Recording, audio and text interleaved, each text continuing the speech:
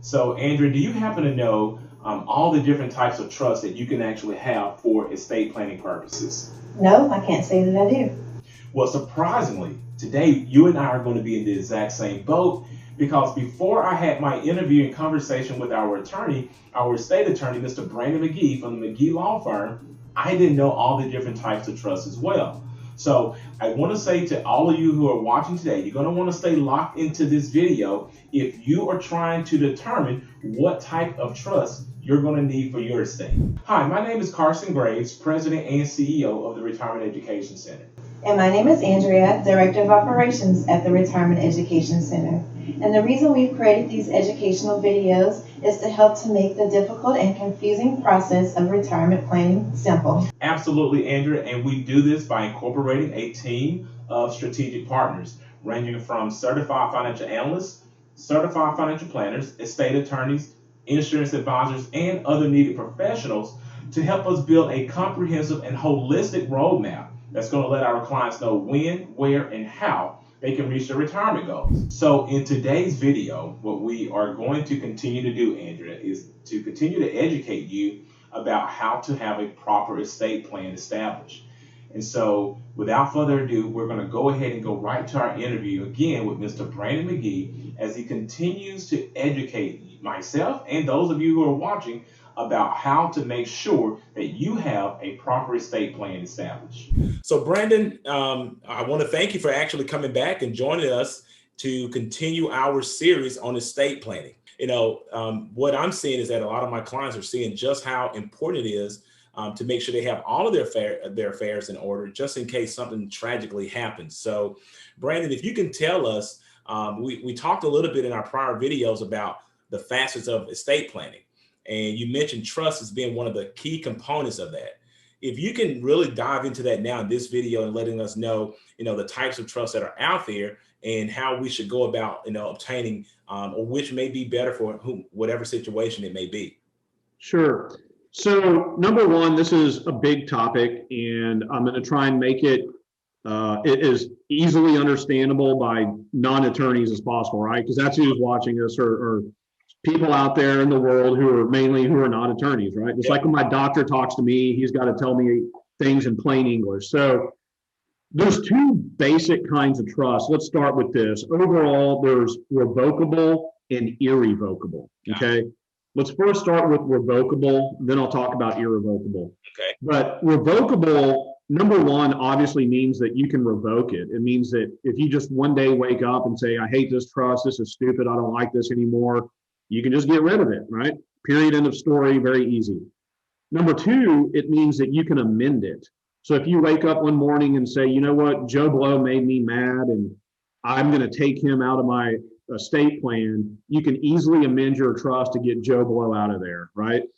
Or whatever the case may be. You have a new grandkid and you want to leave some money to that grandkid, so you want to put them in the trust as a beneficiary, right? Okay. So that's what a revocable trust is. What can it do for us? Number one, as I talked about in a previous segment, it can allow us to avoid probate court, period, end of story.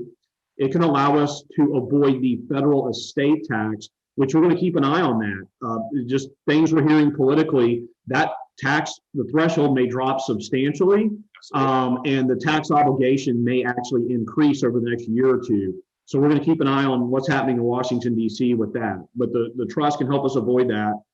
The revocable trust can also allow us to have a set of very specific rules for each beneficiary where we don't just have to give everybody a lump sum of money. If son number one is getting $1 million and son number two is getting $1 million, we can spread that money out differently depending on what's going on in those sons' lives.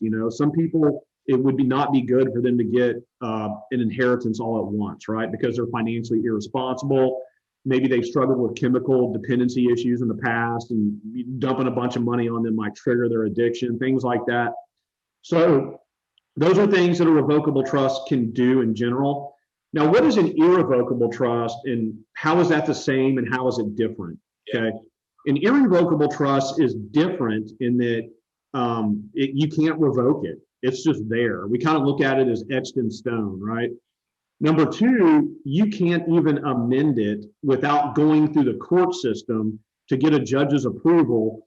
And in Texas, the judge's approval is limited to certain circumstances.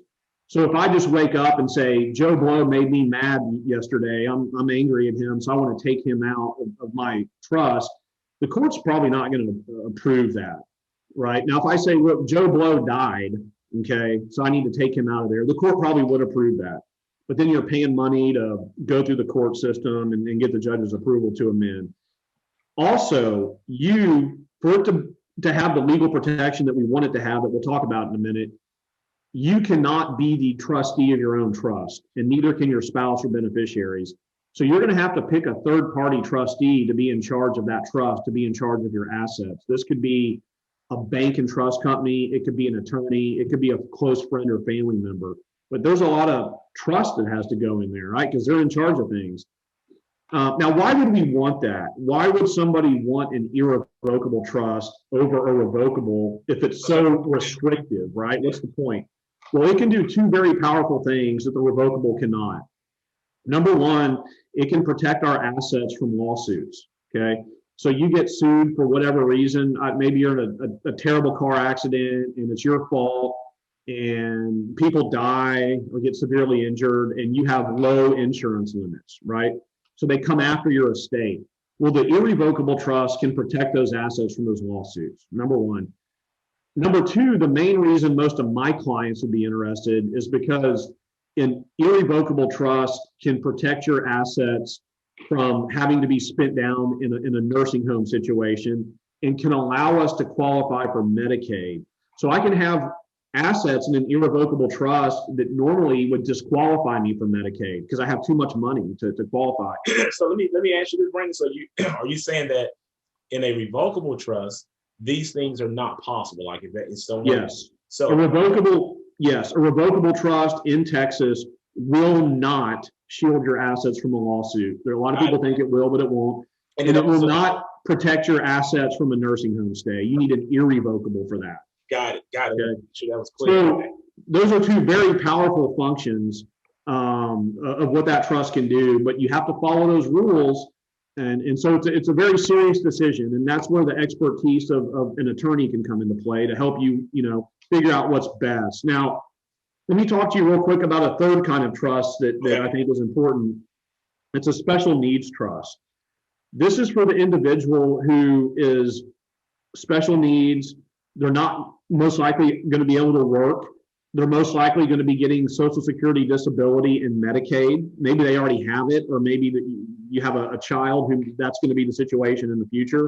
If that special needs person who's on disability receives an inheritance, they will be kicked off SSDI and they will be kicked off of Medicaid until they spend that inheritance down. Wow. So a special needs trust allows us to route their inheritance into this trust instead of going to them directly. So they don't get kicked off SSDI, they don't get kicked off Medicaid. Then there's a trustee who's often a family member, maybe a sibling, who's not special needs. And there's certain things by law that they can spend money out of that trust on behalf of that person. So the special needs individual gets to keep their benefits, the Social Security, disability, the Medicaid, and they get to have some money through that trust that can buy them certain things like food and clothing and some entertainment, TV, things like that. So special needs trusts are also very critical for certain families out there who either have a child who's special needs, whether they're an adult or a minor. It's a good idea to look into a special needs trust. Okay, great. So it's great information, by the way. I'm sure this is going to be a big problem. So when you're looking at you mentioned one thing that I found, pretty interesting about a person being able to protect their assets and actually get Medicaid and go into a nursing home and have those things, basically paid for by Medicaid. Is that no matter what the size of their assets may be, if they have it in a irrevocable trust, Brandon? So if I had or is there a certain limit to that, or? No, there really isn't. And so it's a very powerful device.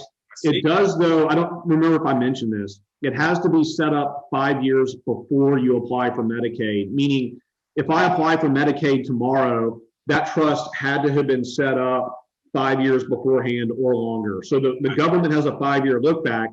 So that kind of kicks out the crowd who waits till the last minute. It's not going to work, right? You don't have 5 years if somebody needs to go in 3 weeks. Yep. But there's really no limits there, because once those assets have been in that irrevocable trust for 5 years or longer, the state of Texas has to, who administers Medicaid, has to assume that they don't belong to you anymore. They now belong to the trust, and you're not in control of the trust. Somebody else is. Now, we also, when it comes to long-term care, some people have so much money that we don't even worry about it, right? Just, hey, you got enough money, you can pay for care if you need it. But yeah, I've had clients, people with high 6-figure amounts in that trust. So there's really no limit. Okay. Do you think there's an amount that when you're saying, okay, your assets are not big enough to even consider that situation where you can actually not have to, you don't have to even embark upon a trust? Yeah. So, there's some families who their net worth is low enough. And keep in mind, in Texas, a homestead is not included in the Medicaid calculation. So we're not counting the house. We're mainly looking at financial assets, plus if you own any other properties besides your homestead. But sure, I've talked to families where I've told them, look, with the amount of assets that you guys have on hand, I don't think it's worthwhile. There are some other things that can be done with that money to help.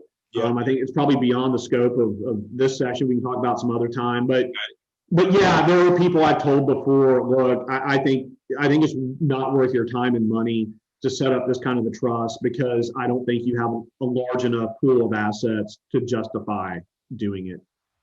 Perfect. Well, Brandon, is there anything else that you would like to add about the trust, or the differences, or what it may take to qualify for any type of trust? Anything else that we should know about as it relates to a trust? The main thing is, please talk to a legal professional who really focuses in on this area. Don't try and do things on your own. It'd be a big disaster, especially with trust. And I would even say, you don't want to go to an attorney who dabbles in estate planning. You want somebody that they really focus on this area, and so that you can make really good, informed decisions about which trust would be best for your family. Perfect. So everybody, thank you again, Brandon, for doing this segment with us. We appreciate it. It's great information, and we're going to continue to do this series on estate planning. And so you guys just continue to lock into our videos and continue to get educated. And Brandon, we'll talk to you on another day. All right, Carson, thanks so much. Have a good one. Thank you, guys. So I really hope that this video and this interview actually gave you some insight into all the different types of trusts that you may want to consider for your estate. Please remember that these videos are created for educational purposes only, and that you should always consult with your own financial advisor, your own tax advisor, and attorney about your own personal financial situation. Also, if you are looking for a fiduciary financial advisor to help you with your retirement goals, please click on the link provided in the section below and learn how to become one of our high-value clients.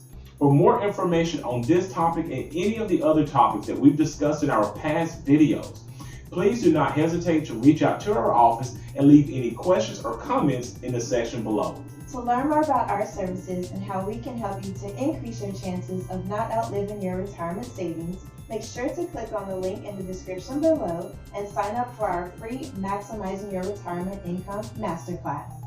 After this video, please check out our other videos that we've created that will give you tips on how to maximize your retirement. Also, if you like this video, please give it a thumbs up, subscribe to our YouTube channel, and share it with a friend. Thanks for watching, and remember, if you have questions, we have answers.